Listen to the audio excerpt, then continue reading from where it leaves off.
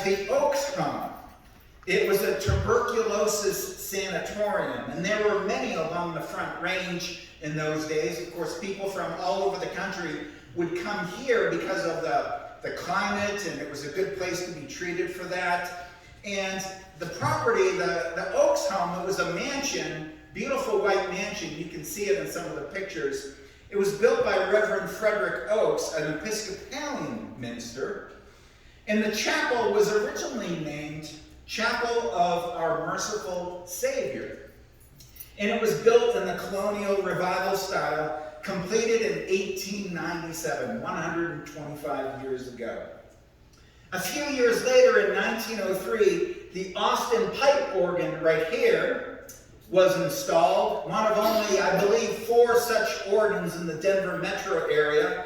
And this organ is slated for a complete renovation rebuild beginning in January of this coming year. We're excited about that.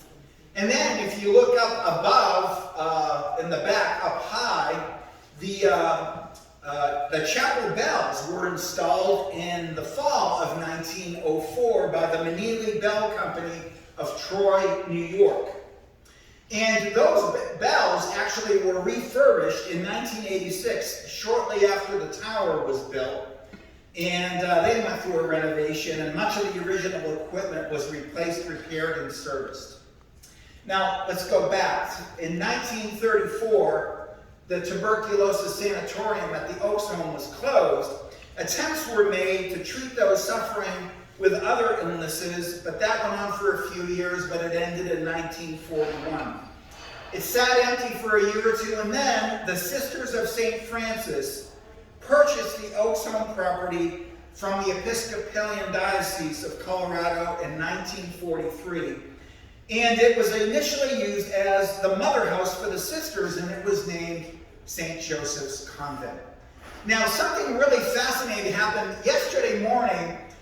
Some of our Benedictine oblates, of which Ellen and I are a part, we were meeting upstairs. And one of our oblates is an Episcopalian deacon. And when I was sort of sharing about this, she said, "Aaron, do you realize that there is a trust fund in the Episcopalian Diocese called the Oaks Home Trust? And it goes way back, and it was, a lot of the funds were funded from the sale of this property to the Episcopalian Diocese." Isn't that amazing? I had no idea that that fund existed. I went to the Episcopalian Diocese of Colorado website, and sure enough, there it is. And so, another fruit of this ministry here. So, in 1954, the Sisters of St. Francis moved their mother house to Colorado Springs. And when they did this, what they did was there was a home for the aged in Morrison called Mount Elizabeth Retreat.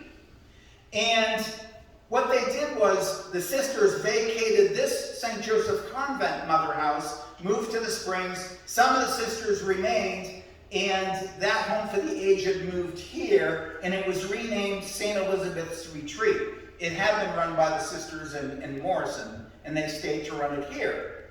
And the Sisters of St. Francis ran this home for seniors for the next 41 years, until 1995. Now, in 1975, a new 3-story building was completed, which is our current assisted living facility, and residents moved into that building. The Oaks Home at that time was demolished, but the chapel was preserved. In fact, it was preserved through some creative and steadfast intervention from the sisters. And a year later, in 1976, the chapel was designated an historical landmark by the city of Denver, so it is protected, so it will never be destroyed and live here in perpetuity.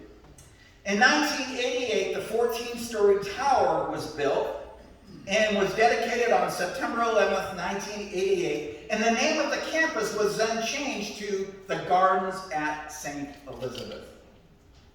Now, in 1995, the Sisters of Charity Healthcare Systems took control of the Gardens and St. Anthony's hospitals, and in 1996, Catholic Health Initiatives was formed from the Franciscan Healthcare and the Sisters of Charity healthcare systems coming together. In 1997, CHI and Adventist Healthcare formed a joint venture, and they called it Centura, to reflect 100 years of healthcare ministries, both CHI and Adventist Healthcare. Sister Jackie Leach, who is here this morning, a Sister of Charity Cincinnati, served as chaplain of the Gardens from approximately 1995 to 2016. And in 2019, Common Spirit Health was then formed through the alignment of Catholic Health Initiatives and Dignity Health. You know, through all these changes for 125 years, Christ the King Chapel has stood proudly at the center of this campus, symbolic of the centrality of our spiritual heritage, from the Sisters of St. Francis to the Sisters of Charity Cincinnati.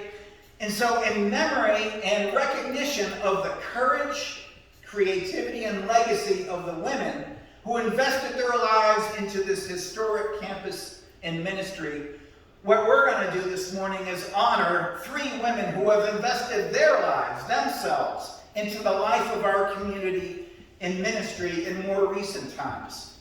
So we have 3 women we're going to recognize, and I'm going to say their names and ask them to come forward. Sister Jackie Leach, if you could stand and come up. She was our previous Director of Mission Integration and Chaplain, who served, like I said, for 20 years. Come on up, Sister Jackie. And then Margaret Lasasso. Margaret, if you could come on up. Margaret, her mom lived here years ago and died here. And she was just so touched by the loving care given to her mother that for the past 35 years, she has been donating the flowers that you see each week here for the past 35 years. Yeah. And then Muggsy Bay, if you would come on up, Muggsy. She has volunteered her time and talents to serve as our organist for 25 years. What an incredible, rich legacy and history we have to celebrate.